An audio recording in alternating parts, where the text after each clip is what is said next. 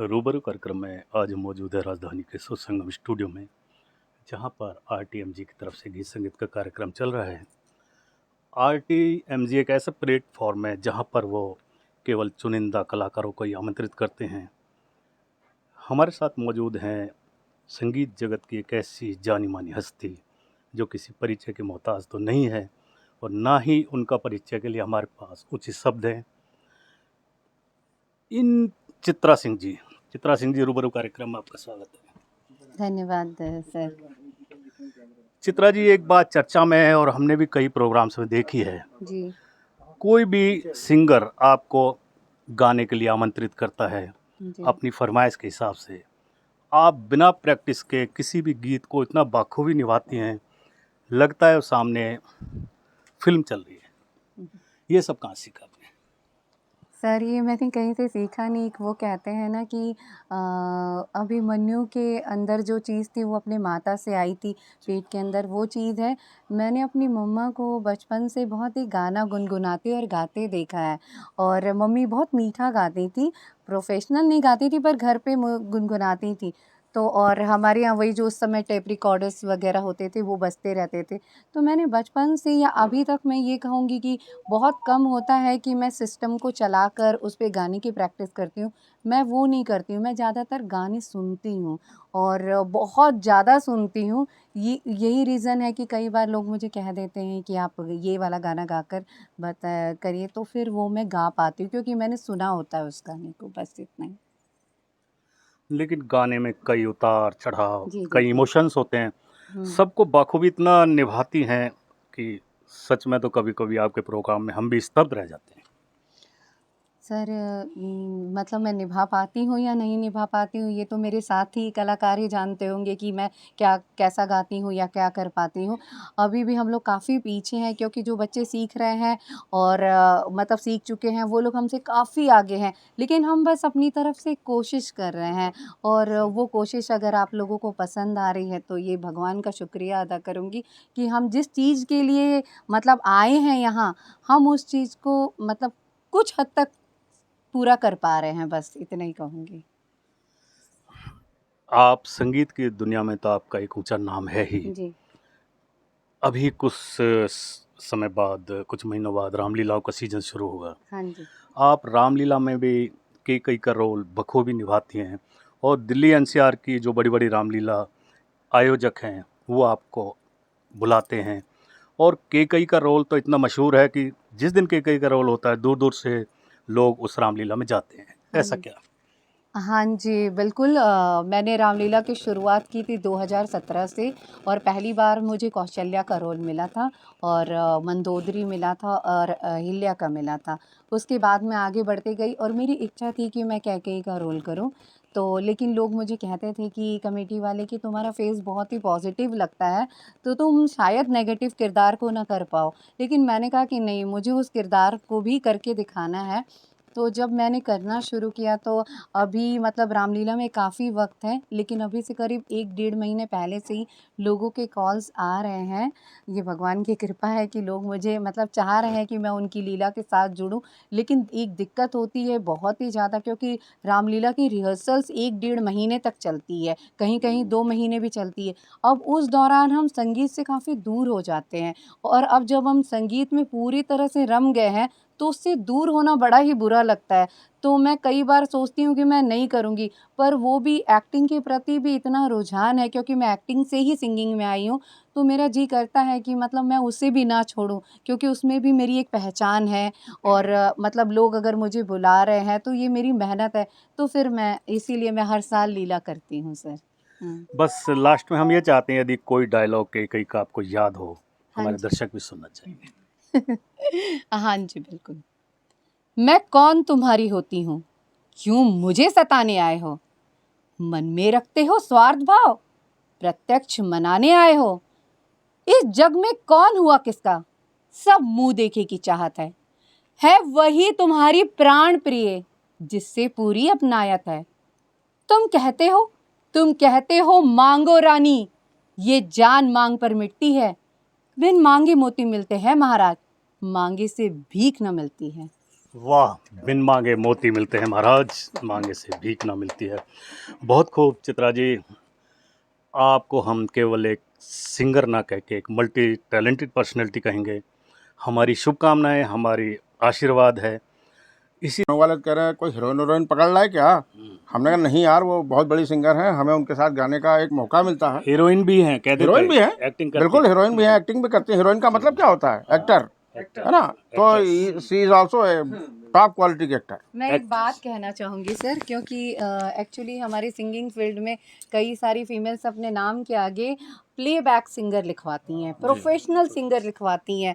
मैंने बहुत सारे प्रोफेशनल इवेंट किए हैं, लेकिन दरअसल क्या है कि हम एक घर गृहस्थी वाले लोग हैं, तो प्रोफेशनल इवेंट की जो टाइमिंग होती है वो सूट नहीं करती है, तो हम लोग वो सब नहीं करते हैं।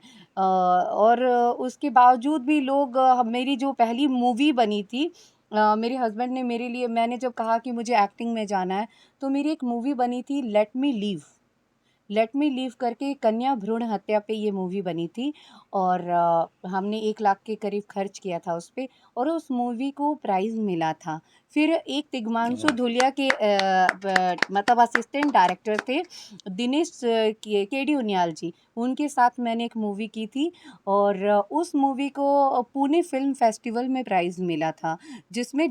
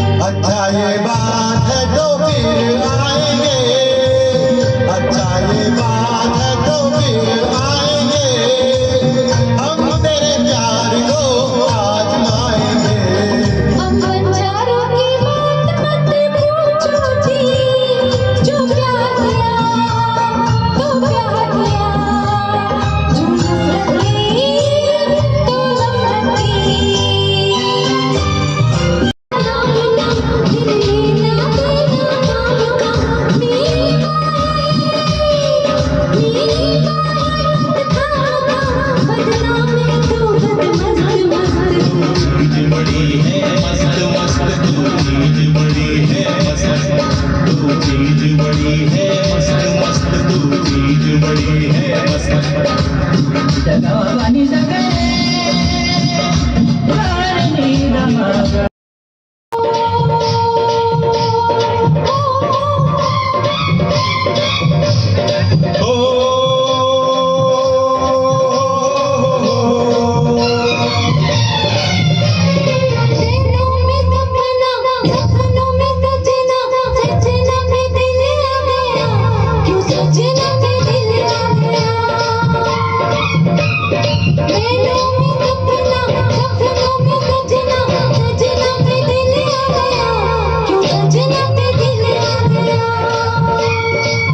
कैयल बेले देखे जवानी के